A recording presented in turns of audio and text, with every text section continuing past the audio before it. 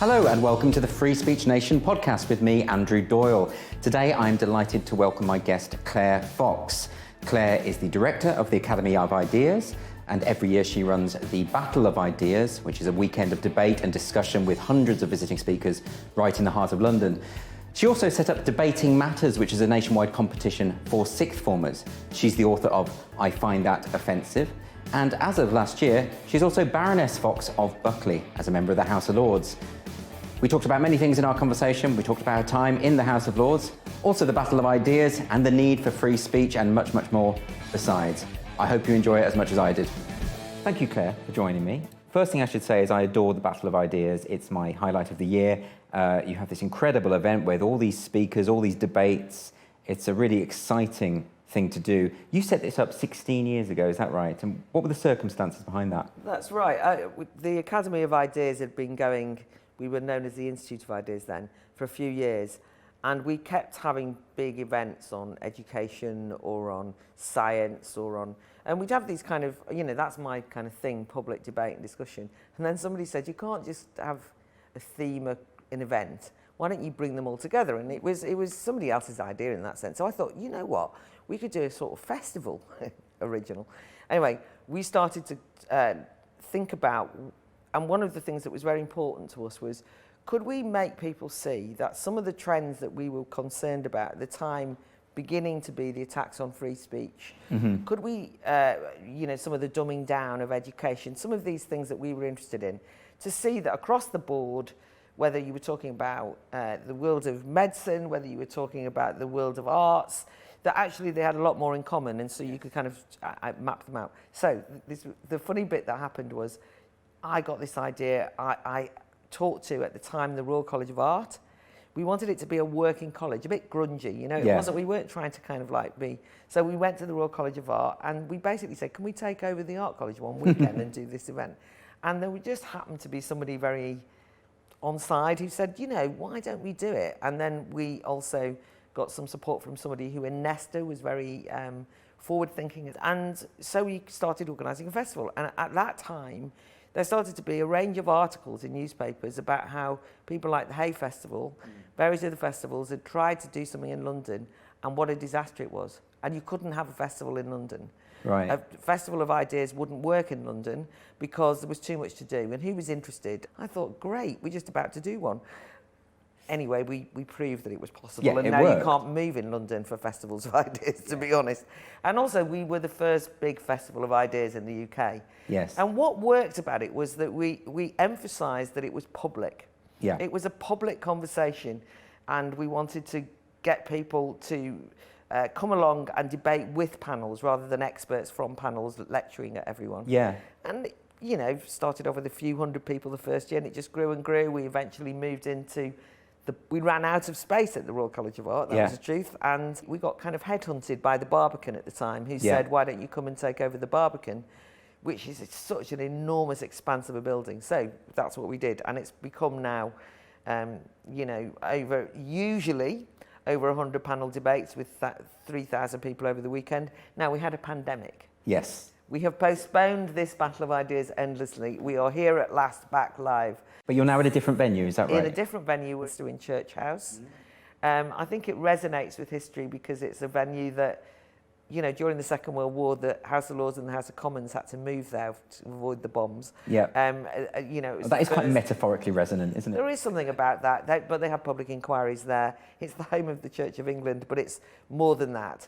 And I really love the building. I love the history of it. We want to see it as a people's takeover of Westminster. Yeah. It's a bit like saying across the road is Parliament, both houses. Here are the people who they're supposed to represent, and we're talking about what we think is important. And was it always your intention to have various strands? I mean, what's great about it is you've got debates on politics, on education, on the arts, all sorts of things, architecture, whatever, Was that always there from the beginning, or did that develop? That was it. That was where I was saying that we were having one-day events or one-weekend events. And we did a big event on genetics, would you believe? We did a big event on medical science and breakthroughs, a big event on education, and then on arts. And then somebody said, God, you've got to be every weekend of the year, bring them together. Yeah. So that's how the strands emerged. I think that's really worked because people can either sit and stay in a strand all day and see an idea through, or they can just through serendipity end up bumping, going to something else. And one of my nice stories was that we had some sponsorship for a short time, long before they became more famous as they are now, from Pfizer, who was sponsoring some of the debates. And one of the kind of leading corporate leaders of Pfizer was discovered in a breakfast banter 45-minute discussion on poetry because he secretly loved poetry. He then went on to become somebody who was involved in Poet in the City and joined their trustee board. Yeah. We like to think of it as bringing people together in sort of... Oh, that's great. It does have that interdisciplinary quality about it. And what I think is really great about it is there's all sorts of debates going on at any given time. You get to pick and choose. You get to structure your day. I think that's really great. And of course, the other great thing, I think, is the way in which it involves the audience so much. It has that town hall kind of quality about it. And that's something you've always done as well, isn't it? And encouraged. Absolutely, because one of the things that we realised was that we didn't want to be an echo chamber, and we kind of used that phrase before, again, it became fashionable, because we were aware of the fact that there was a professional conference circuit. People kind of went and they knew what to expect, and we wanted it to be a little bit more anarchic than that. Yes. And we wanted to encourage people who had never been to literary festivals or ideas events or, to come along, and that actually worked. We attract a very young and diverse crowd without ever trying to attract a young and diverse crowd. Yeah. They just come. Yeah. Any free thinkers and open-minded people of all ages, we always say, from 14 through to 80s, 90s. And the reason I'm emphasising that is because partly it was about creating a public space in the spirit of the way the whole public sphere was ever created, yes. which was that you encourage people who don't normally have a voice to open their mouths and speak. I remember when at the beginning people would say, isn't it very risky having a public event? I mean, you don't know who they are or what they're going to say. And the inference was that we were going to have the public at an event, and, there were inevitably going to be some kind of, either in some people's minds they were going to be drunk or inarticulate, or I remember somebody saying, you might get drunk people in, or you might get, or people who were like fascists, or, so there's this idea of a public which is a scary mob. Yes. And of course, it's not like that at all. Yeah. They're you and I. They're ordinary people. We've all got opinions. So it's a bit more, it's like an organised down the pub, really. But it has got substance at its heart. So we do invite, and that's where you and I first kind of met each other properly. We invite people we think have got something interesting to say to stimulate the discussion, not set up as experts, but as people who will delve deeply into issues, go beyond the headlines, really get people thinking, and then we open up half of the discussion to the audience to participate. Yeah, I mean, when you invited me for the first one a number of years ago, I wasn't an expert in anything, really. I was there to talk about identity politics, but at the time I was writing a biography of a Northern Irish novelist, which I still haven't finished. I did wonder about the way the battle has changed over, 16 years. Yeah. And if I think back, my instinct is that things must have been a little easier to get all of the sides represented on those panels, because these days, when you've got some, with political tribalism at its height, when you invite someone, their opponent might say, well, I'm not going to sit on a platform with him or her. Do you get a lot of that problem? So that's one of the things that's changed. Obviously, in society and reflected in the festival, that we always prided ourselves on not with, when we say battle of ideas, people can sometimes think it's like everyone's shouting. The battle of ideas is actually itself an intellectual idea that you have to convince other people of your side of a discussion. But it's also not debates. When we say debate panels, people go, you haven't got for and against. It was never that. No. But what it was people with different opinions and different views trying to unpick things and dig a bit deeper.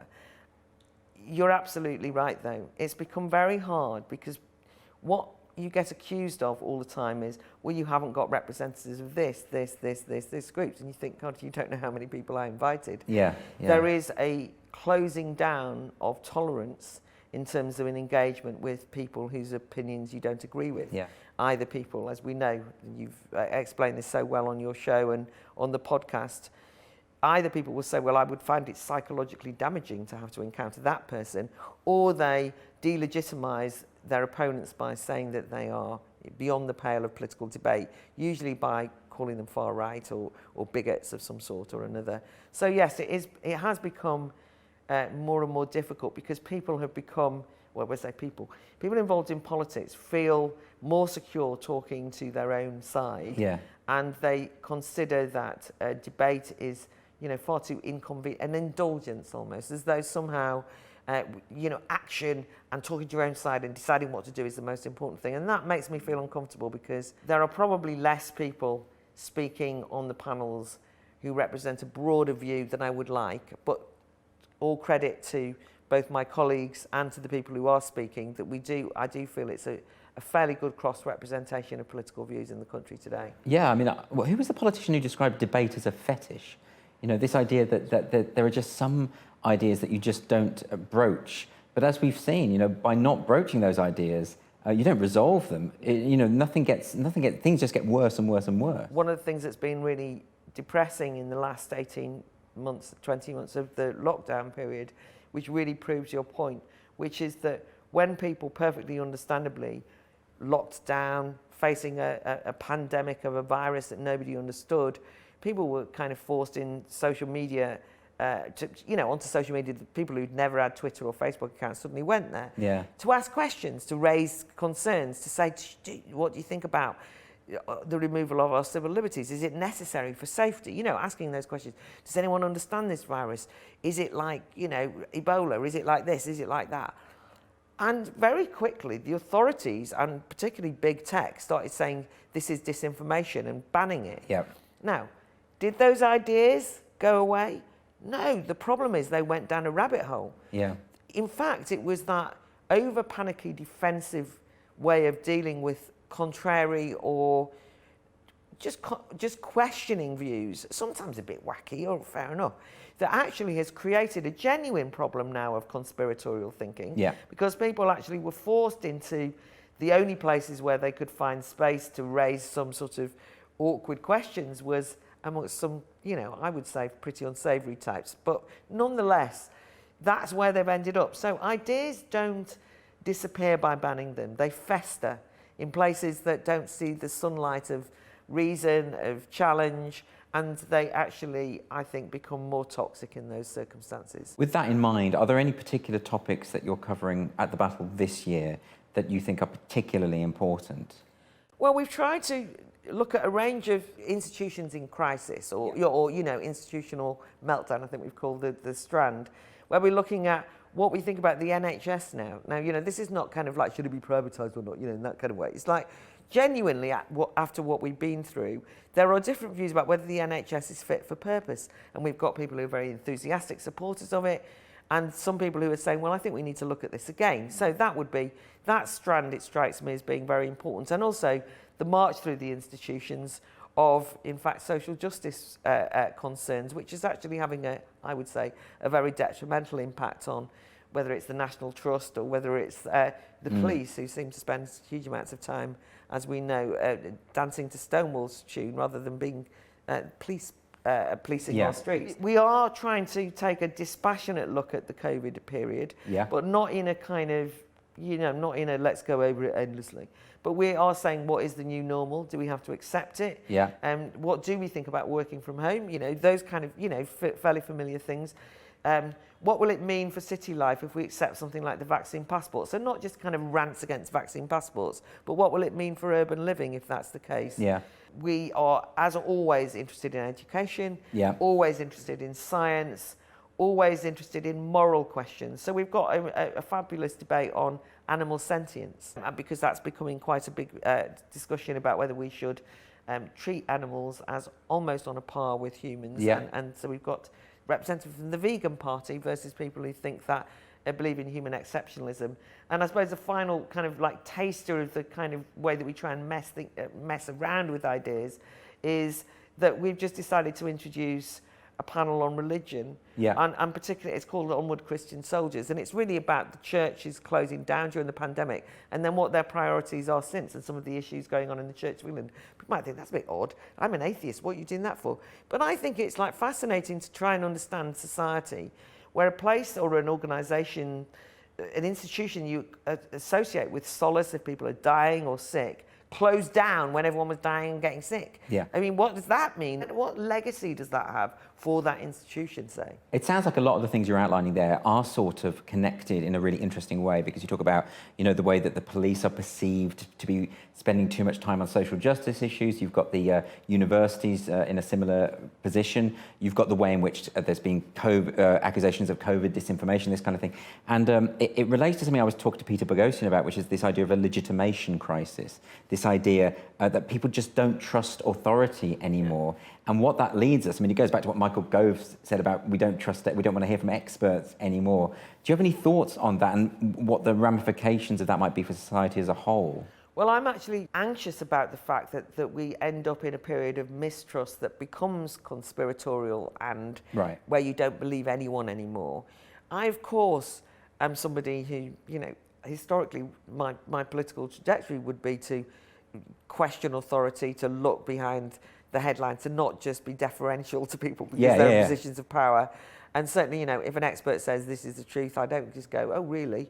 And actually, I always loved that question everything slogan originally from the Royal Society, the major science institution when it was set up in the 18th century. Look, let's question everything, but that is not the same as saying, I don't believe anyone about anything, and therefore I am going to. So I think there's just a balance, and I suppose it's just working out where we're at in that discussion. And some people will say, well, isn't that just a talking shop? But I still am of the belief that if you don't understand the world you're in, you can't change it. And that can be on everything from really trying to understand why there is a shortage of HGV drivers, rather than just taking or plucking the first prejudice that comes to head. So we've got great panels on the economy and so on. Through to some of the more abstract ideas around. We're going to have a session which is called Stuck in the Present with You.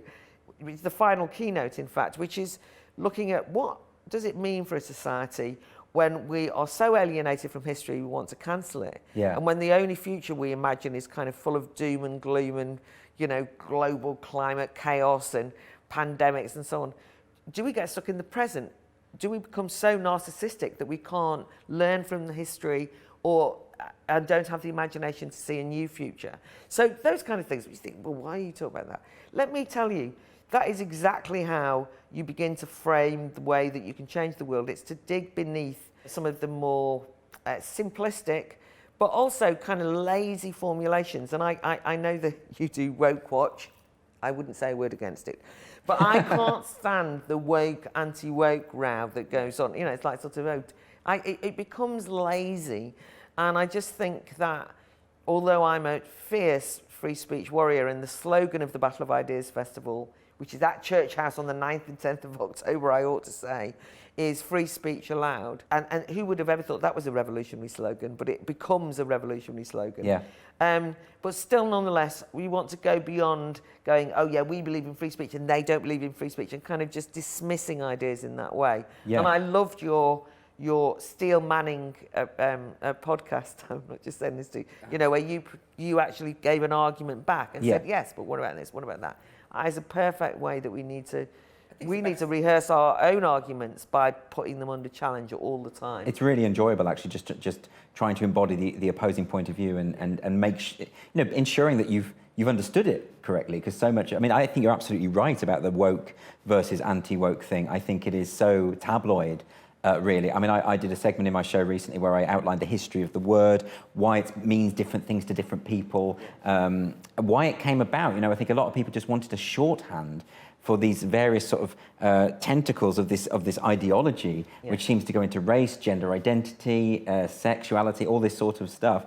And so you end up with a word like woke, which then just becomes, in the mouths of some people, a lazy kind of way to describe something, or even a kind of slur.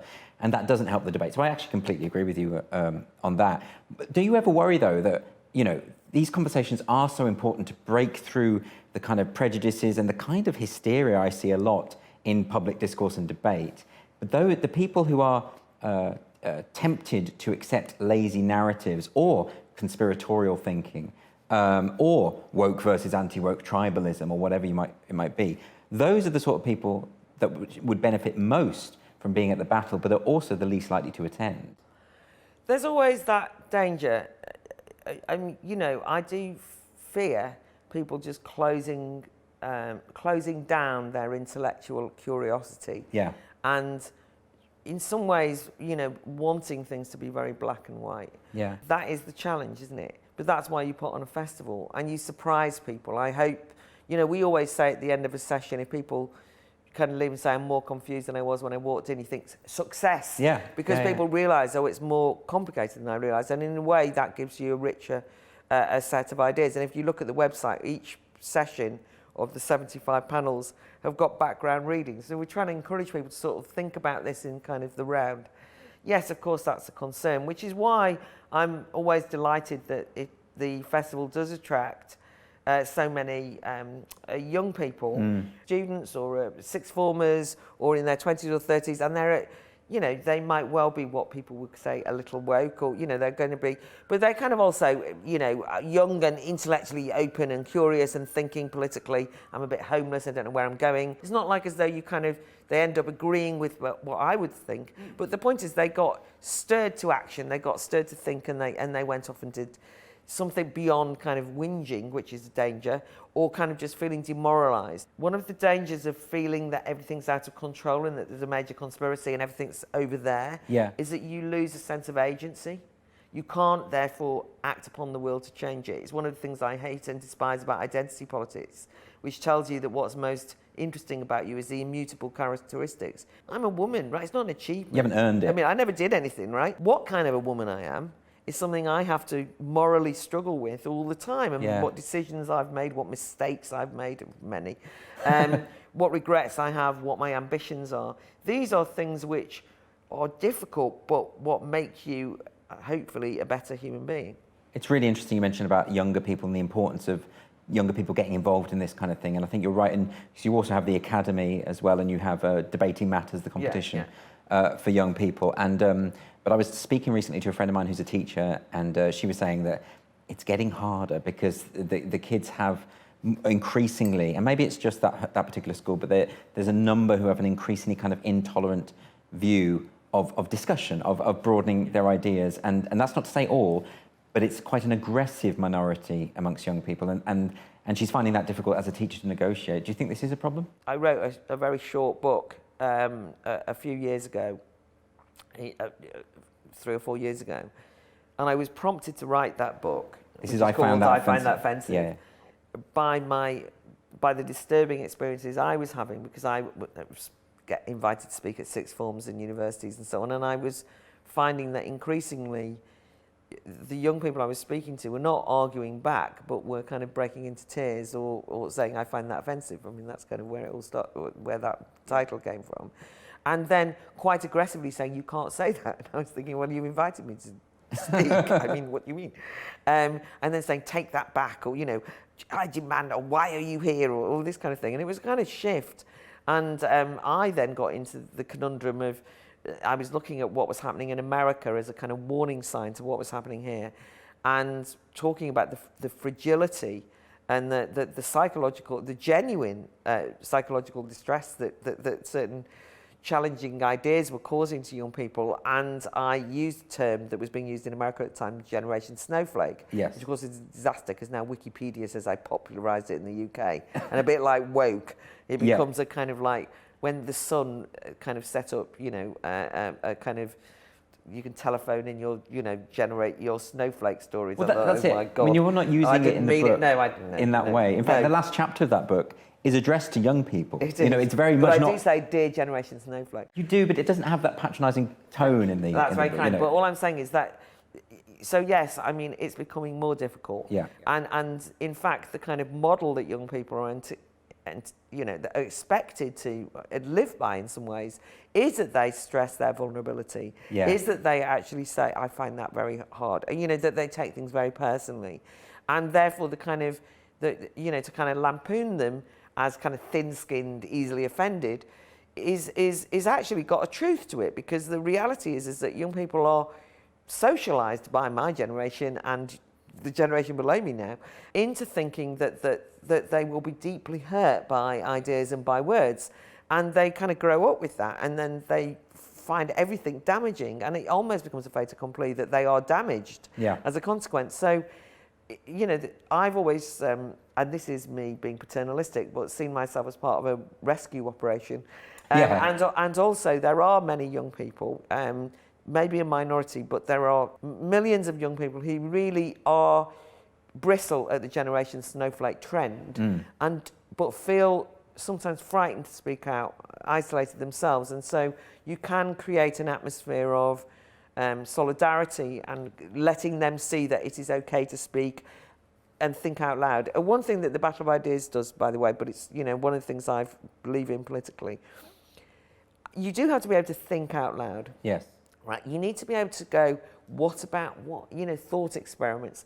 Maybe I'm not right, but can I just say this? Without people jumping down your throat and saying, this means you are damned. And I think it's really awful for people at the moment that if they misspeak, that they're threatened with being cancelled or demonised as, as called terrible names, or losing their jobs or their reputations, all of these things. We have to create more and more spaces, like you said, town halls, across social and age groups and all groups, for people to think out loud and say, look, I don't know if I'm right or wrong, but is there anything wrong with fossil fuels? Maybe they're a really good thing. Or should we say that progress was a terrible idea and the Industrial Revolution shouldn't have happened? I mean, either of those thoughts are worth considering and discussing without people going, what do you mean? You are, and so on and so forth. I think that's so right. And so I think we should be everybody should be trying to create public spaces where, and this is ironic, where people are safe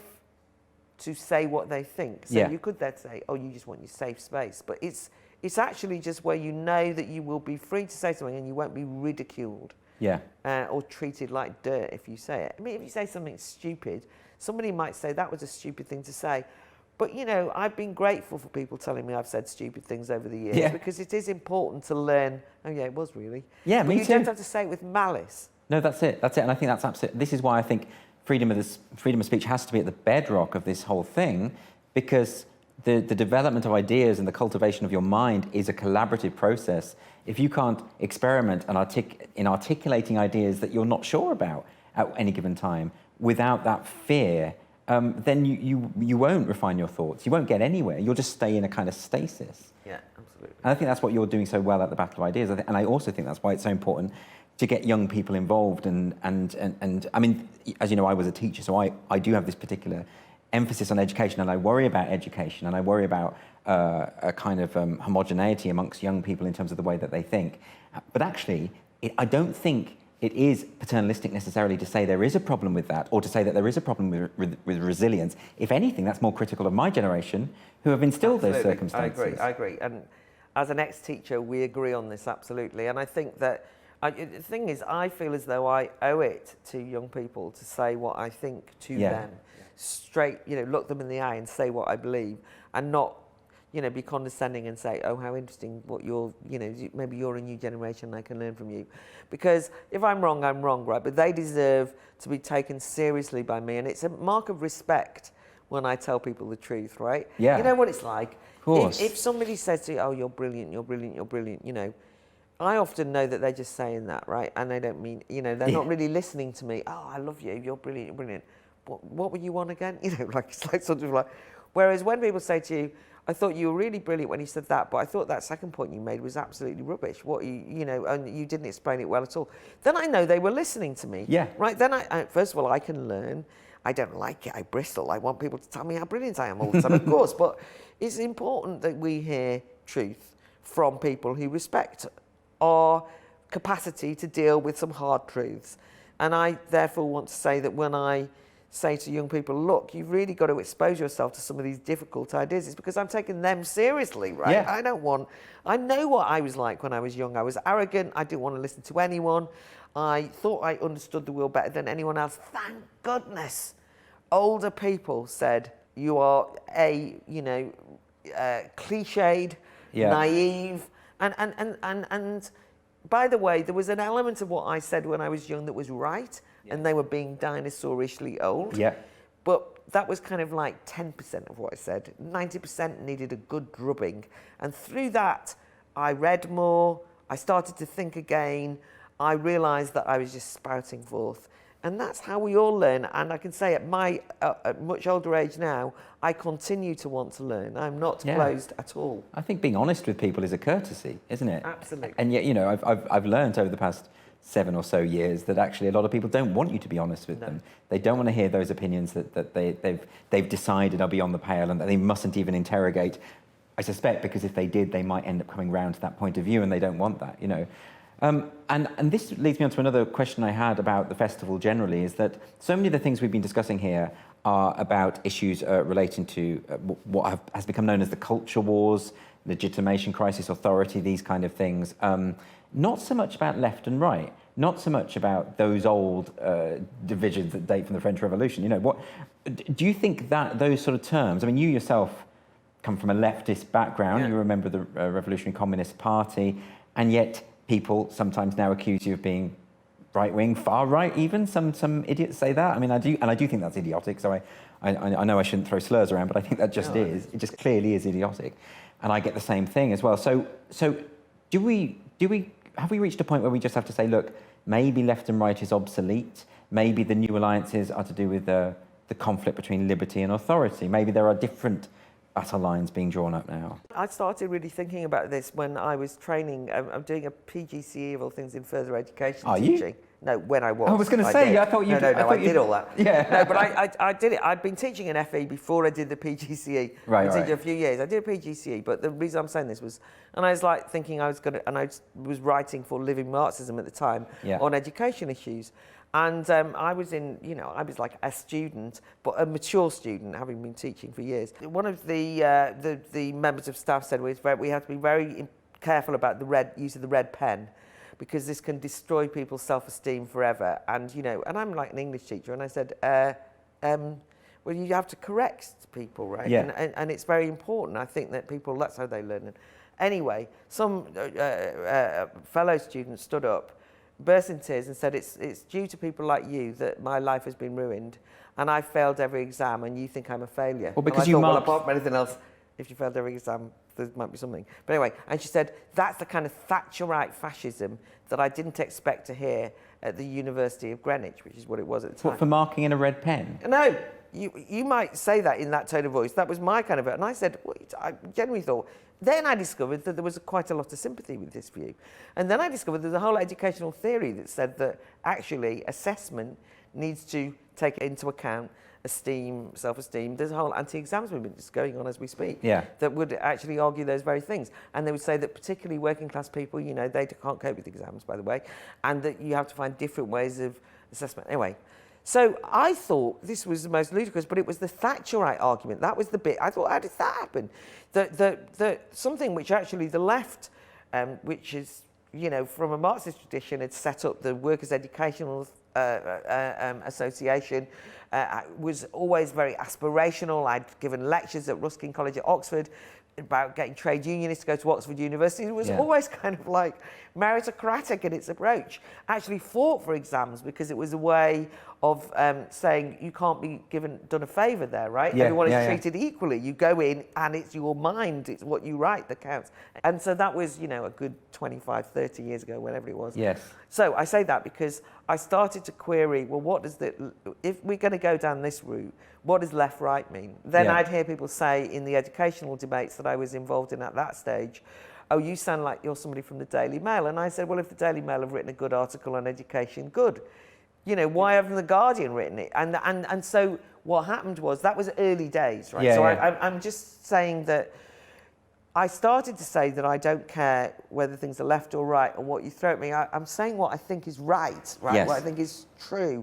I mean, do you want me to say something I don't think is true so that you think I'm suitably left-wing? Where, I've been a trade union official, I've fought strikes, I've been involved in left-wing politics, I've been the publisher of LM magazine. I mean, what? I don't know what you want. Yeah. So where are we now?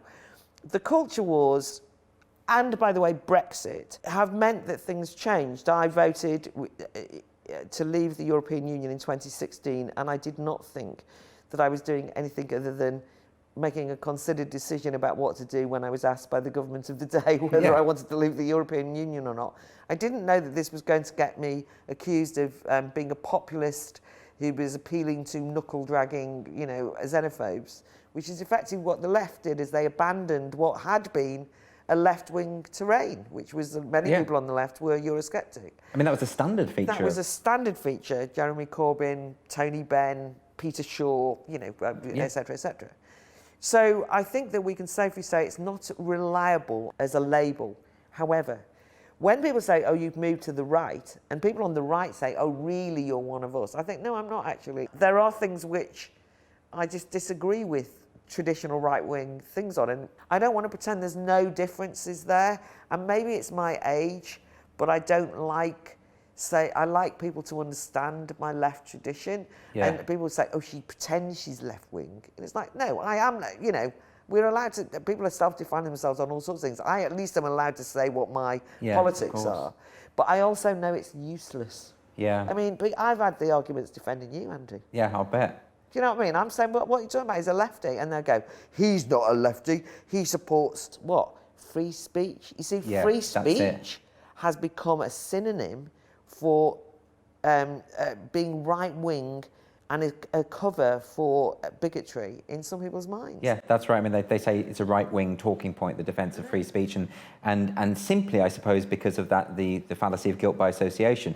because there will be some people who will use their free speech to say some terrible reactionary things, and therefore, if you defend their right to say it, you're seen as defending the substance of their speech. It strikes me as such a simplistic misunderstanding. Also, historically, the truth is, the people who ran society, the establishment, generally associated with the right, from the point of view of the Conservative Party and so on, and conservative thinkers, were the censors. Yes. They were the people who said, we don't want the mob to see this, censor that film in the 1920s, they might all go on strike. We don't want them to read Lady Chatterley's Love It. These kind of they looked out at the masses of people and said, I wouldn't trust that lot, would you, right? And therefore it tended to be radicals, associated broadly with the left, but radicals nonetheless, and free thinkers and liberals who fought tooth and nail. And I mean, and look, of course, before that, all of the great philosophers of the Enlightenment were for free speech as part of a radical project to give the mass of people in society the right to decide on their future, to take control of that. That's what sovereignty was. That's what democracy was, for goodness sake. So the idea that free speech is somehow a kind of like coda for some secret cabal of right-wing people who want to kind of guffaw about people from different countries secretly over their cigars, is just such a caricature. I mean, it's not even a caricature. It bears no relationship to reality. Yeah. I take my allies wherever they come these days. And to be fair, one thing I would say, or not to be fair, but to be brutally honest, that a number of people on the right think that the free speech is attacked by only people on the left. I mean, there's not enough people on the traditional right wing of British politics, as far as I'm concerned, who fight for free speech. I don't care where they come from. Agree. Yeah. I just want free speeches. Great candidate for the leader of the Green Party, Shahir Ali, has just stood in the election. I don't know how he'll get on. He's speaking at the Battle of Ideas, by the way. He and I completely disagree with each other on green issues, but he's a fantastic free speech advocate, brave, actually, in some of the things he's done in relation to gender-critical issues and women. Yeah. But just a great free speech guy. We're allies on that. We disagree on green things. This is what politics should be. Right? But unless you have that shared consensus about the importance of free speech, then nothing else follows. I mean, I think the Tories and Labour have been hopeless on the free speech issue, actually. I don't think it is so easily definable as a right or left-wing talking point. And actually, you used to be able to find the Lib Dems. I used to get invited to all the party conference fringe meetings, and I was forever speaking at Lib Dem party because they were the ones that they'd set up Liberty. They were they were associated with Liberty, which was in the day kind of a big free speech thing. They were associated with Index on Censorship, liberal, democratic, often concerned about free speech. Well, what happened there? I mean, what happened there? Genuinely, the Liberal Democratic Party is no longer a champion of free speech in this country. And it's a tragedy because it's not that I ever agreed with them on much, but on that was important. So this is something that really genuinely worries me, is because I see, for instance, the ACLU in America, the American Civil Liberties Union, now effectively openly attacking the concept of free speech. Absolutely scary. And the same here. I mean, the same with Index on Censorship. Have you seen the cartoon? Yes. So the other day, Index on Censorship, they attacked in an article Maya Forstater and smeared her and have basically taken this very hard-line position on hate speech and the importance of clamping down on what they call hate speech, even though that's such a nebulous thing that it can never be defined. And then they have this cartoon, which was effectively, I glanced at it, but was it effectively mocking those who believe that we should platform all ideas? Yes. So the thing that's interesting about the cartoon, and I don't know, you know, there's some dispute about whether it was referring to the Maya Forstater letter, article about her, and then the letter that she wrote in response. The cartoon basically has a perfectly reasonable person who's talking about feeding children and how we breastfeed children. Yeah. And the broadcaster says, oh, we've got to get someone on the other side. Who can we get? Or we'll get the devil. Okay. Right. And so the devil doesn't believe in feeding children. You know, you Yes. can imagine. It's like this idea that there are some issues that are beyond the pale and that the broadcasters are ridiculous to give platform to all people, right? Yes. Now, the thing is, whatever way you look at that, it basically typifies opponents of a political argument as the devil, you know, the evil devil, serpent character, right? Because the problem is when the NUS first inaugurated these no platforming ideas, it was very specific that it was about no platforming fascists and racists. But now that we're in a context where someone who votes Tory or someone who is a gender critical feminist can just be called a fascist, that doesn't really mean anything. I mean, this is the equivalent, I think, of just calling someone the devil, calling someone a sinner. I don't want to get the cartoon cancelled, by the way, for anyone watching. Well, no, you're criticising it. But the cartoon, I think, you know, there is one aspect of this that you might say I recognise, which is I'm often invited on by broadcasting organisations across the board, everyone, where they sort of say, will you come in on and argue against this? And there was one I had the other morning which would get me on a big show, actually, would have had a big audience, could have really advertised the battle, but they were trying to get me to say that the HGV drivers' visas shouldn't happen because I was a Brexiteer and why would I want all these foreigners in? I mean, that's a caricature of what they wanted. Right. Anyway, I said, well, I don't think it's as simple as that anyway. And first of all, I'm not anti-foreigner, I'm not anti the visas, as it happens. Yes. Temporary visas, but you're missing the point anyway of what Brexit was about and what the HGV driver crisis is about. And I said, do you want a complicated skills kind of thing, or do you want, I suspect that really what you want is a debate. And she said, oh, no, I want you on. That sounds so interesting, very nuanced, that's just what we want, that's what we want. Anyway, I said, I think you better go and check with someone. Yeah. It seems you were right. So I have turned down lots of media things where I've been set up as a kind of black and white. Yeah. The cartoon could be doing that, but actually it was recognisable in a different way, which is, it was basically saying that there's respectable ideas and there's devilish, evil, awful ideas. Yeah. And I thought in Index on Censorship, they might want to gulp when they looked at that and think what the significance of that is. Yeah. And I just finally say, sometimes I get invited on panels, panel discussions where I am really treated as the kind of like, we've got three sensible people and a mad person just to show balance, right? Yeah. Do you know what I mean? Somebody once described it as it's a bit like you've got dandruff, they're kind of like slightly, you know, she's here. And then when you actually engage in the discussion, especially if there's an audience, the audience then kind of realise, oh, you're not the mad caricature we thought you were. Yeah. And then the organisers of the event and the chair gets in a bad mood because people start agreeing with you. It's kind of an interesting turn. But you're set up as the kind of, we felt we ought to get them in. But it doesn't say so much. I know. About I've had a similar experience with a TV appearance where someone phones up and says, can you say, I know you think this, so just come on and say that. And I remember one specifically where they basically wanted me to go on and say, oh, aren't all young people snowflakes who just should shut up. I was like, I don't think that. Yeah. So I'm not going to go on TV and say it because I don't think it. And you don't really want to debate at all. Somebody said to me, but you know it's X programme. I said, do you really think I'm so desperate? It's like sort of like, they were basically saying to me, how could you possibly turn down this opportunity, Claire? And it's like, actually, we're now doing this podcast for a media channel. You've got a show, but I know that you have not kind of aspired to be a TV presenter. No. It's a platform. Yeah. And for me, I run the Academy of Ideas. That's what I'm passionate about. Before that, I was a teacher.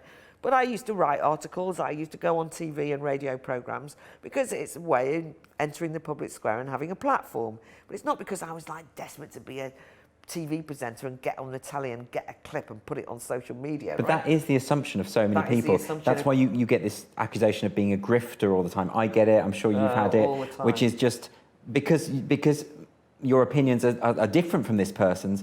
They can't conceive of why anyone would disagree unless it was for financial reasons. They think that I'm being paid, yeah. Yeah. And the other thing is, I do all these media things all the time. I always forget to put the invoice in because I'm so used to it. If I'm a grifter, I'm not doing very well at it. The assumption is, who do you work for? That's part of the conspiratorial mindset. That's actually very prevalent on the left. People, that's the other thing, is people sort of say, rise of conspiracy theorists, of anti-vaxxers, all on the far right. Well, let me tell you, the conspiratorial mindset that happens across left and right. Yeah, There's a kind of left-wing version, which is assuming that everybody who has a particular view must be in the pay of the big corporates, you're bound, and so on and so forth. And it is because they don't believe that people hold ideas in good faith. Yeah. Especially if they're ideas that are unpopular. And I suppose one thing I should say to you now, to clarify, is people will often say, that, oh, you're just being contrarian, you're a contrarian. I'm often introduced in that way. I actually don't like contrarians. I don't like the kind of people who, if somebody says black, you say white. Yes. I really, really, really want to be popular. I really want my views to be the views that are shared by many people. I don't like being like, it's like whenever a policy comes out and I think, oh God, I disagree with that policy, or I don't want to disagree with it, right? Because I know I'll be maybe in a minority. In other words, I don't just think the job of somebody in intellectual life or political life is to kind of naysay everything, although questioning is good. It's just that there's so many things I disagree with. Yeah. And what would you rather? Am I going to go, oh, I'm not going to speak? Because that seems to me to be an act of cowardice. Because this was one of the things that motivated you to join the Brexit Party, wasn't it? Insofar as, because I've heard you talk about, I'm not putting words in your mouth, I've heard you talk about this, and I know this, and we've spoken about this, is that, at some point, you have to take a stand for what you believe in, even though you know it could cause all sorts of problems. I mean, you must have felt that at the time. I struggled, let us put it that way. Yeah. I've never been interested in formal politics. I didn't want to stand because I knew that my reputation as a kind of BBC Radio 4, I was a kind of like just about tolerated in the media elites, and I had a reputation for being, knowing everyone. And I knew if I stood for the Brexit Party, that reputation would probably take a hammering. I remember, so I said no, and then I changed my mind because I really did believe that if Brexit was sold out, that it would lead to mass disillusion with democracy. And I felt an obligation because I was well known from the media and people just kept asking me. And also I thought, God, if I'm a lefty Brexiteer, I've got to do this. Well, there weren't any lefty Brexiteers. But I also felt like I'm known as somebody on the left who voted Brexit.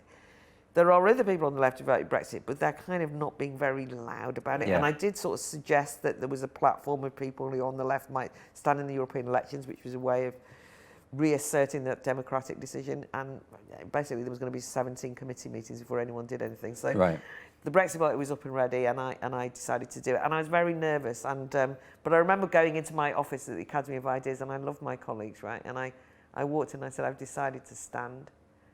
And it was like silence. Really? Of course, because they knew what would happen. Yeah. By the way, they were so supportive and brilliant, and without them, the Battle of Ideas wouldn't exist because I'm always too busy and running around and doing all sorts of things. Yeah. But they knew what it would mean, and what it meant was that we lost a huge amount of sponsorship for the festival. People started saying, "Oh, well, if she's standing with the Brexit Party," Yeah. It kind of was a formal recognition of what I did the same views I had the 2 weeks before, but people suddenly started saying, "Oh, well, maybe anyway." It was like that, so there was a cost. But I did the right thing. Yeah. I mean, that's not one of the things I regret. I regret other things, but that's definitely not one of them. Well, no, I mean, if it weren't for the formation of the Brexit Party... Brexit wouldn't have happened, but I also think, if we think things are toxic now, my goodness, I think they would have really been toxic. If Brexit had been overturned and an anti-democratic coup, I think that we would have been storing up some very, very deep-seated problems. And they haven't entirely gone, because actually there are people as we speak who are on manoeuvres to try and overthrow Brexit, and they are using things like the HGV drivers dispute to do that. And I see that Gina Miller's starting a new party, for example, and there's all sorts of things going on. I got an email from Anna Soubry, because I'm on some mailing list, because that's the funny thing about algorithms, they get things wrong. And it said, now is our chance to, rejoin the EU and prove that Brexit was a disaster. I only got that the other day, and that's what's going on. It was a tricky decision.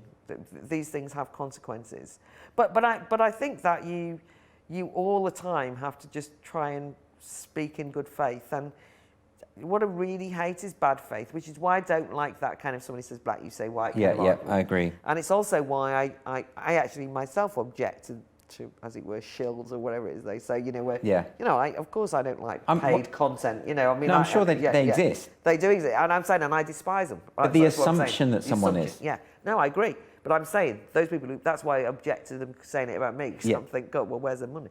But, but also that's an assumption, and also, but I just mean anyone who speaks in bad faith in any circumstance, you can only speak in good faith, and you have to.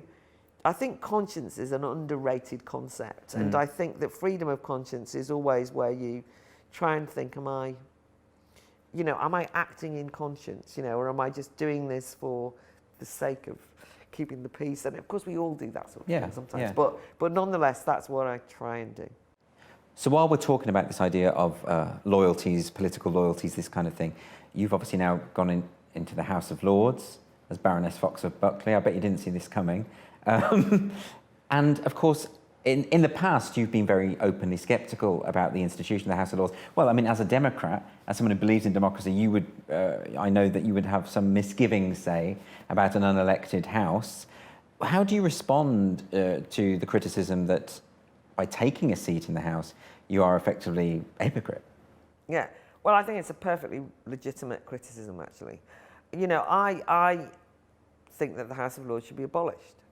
I think it's an and you're saying that as a member? Yeah, I do. I think that an unelected second chamber is untenable in a democracy. I do think that. Shock horror, right? So what am I doing there? A number of people think that I'm there for the money, because you get paid a daily allowance. Yes. So that's the kind of argument, again, that you're a shill. You're only doing it for the money. It's a common theme, isn't it? It's a theme. When I was offered it, I was so shocked that I didn't know what to say. And they said, before you say no, hear us out, which was, and they said, we know you want to abolish the House of Lords. They conceded that? There was an acknowledgement. Wow. But, and then basically the conversation was about the role that the Brexit Party played, and also the contribution of the Academy of Ideas, actually, and the Battle of Ideas to free speech. So it was a recognition of free speech as an important thing, and it would be good to have that. Now, this is all, anonymous to me, talking to somebody I didn't know, and so on. Anyway, of course, I said, well, I'm going to... So you hadn't seen this coming at all? There were no overtures? Not even... No, is the answer. Absolutely not. I almost like to the point when I thought, is it a radio show phoning me up? Some setup. One of the people who phoned me said, in this discussion, these discussions that went on, was, it's not just about you. And there was the truth there, which is it's an acknowledgement of the Brexit Party. Yes. And it is true that I was an MEP for the Brexit Party and associated with it. And they said it's also about the work that you've done with the Battle of Ideas Festival and what's now a charity, Debating Matters, the work you've done with schools debating and so on. It's an acknowledgement of that. But it goes back to what we said before. Politics is a weird and wonderful thing. I have done all sorts of gigs over the years to have a platform, not to earn money, but to have a platform. Yeah. Because there are certain things that I'm passionate and believe in, and I want to have a public platform. And when I first got involved in politics, and if I was invited to speak and I got 15 people in the top of a pub, I was delighted with myself, right? I had an audience. And all the time, you may be speaking to 500 people. When I was a elected student union officer, you might have 1,000 people at some times, right? This idea that anyone wants to hear anything I've got to say is still such a novelty to me that I consider it a privilege, not one to be taken lightly, and an opportunity that it would seem to me to be mad to miss. So I saw and see the House of Lords as another platform that has opened up a world that I didn't that I didn't have any interest in being in, but it allows certain things to me to say certain things and so on that I wouldn't have a chance to say. I have become more aware of the role of Parliament and the House of Lords in terms of legislation. Yes. And I have never taken any notice of the detail of legislation. Now I understand it more, having been exposed to it in the House of Lords, and it scares me how laws are made, the way they're made, how little debate there is, and I hope that I can make that public for people, you know, shine a light. And I do a kind of weekly inside the House of Lords, sitting on a bench outside. Yeah, I think that's really good. I've really enjoyed that, because I think that is an insight that we would never have got. Yeah. And also, I really enjoy watching your speeches in the House of Lords, because I think, you know, it was always a bit of a no-brainer for me, this, because these pro-free speech, pro-democracy arguments are being articulated in an important... the reality is we have this second chamber, and here's an opportunity to hear those arguments being presented in a coherent way in the second chamber.